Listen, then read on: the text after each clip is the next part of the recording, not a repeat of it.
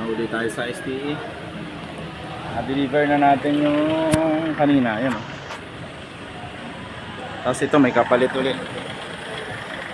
Ayan. Dalawang torque rod.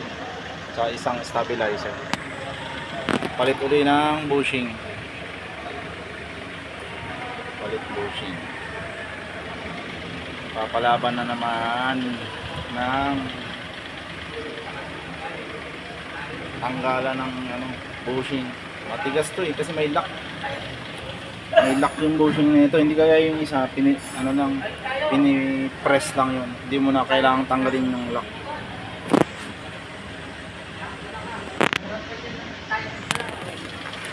Ito yung kanina.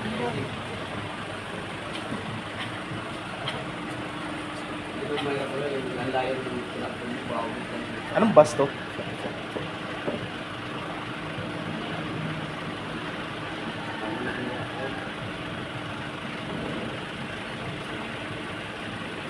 May ikli yan.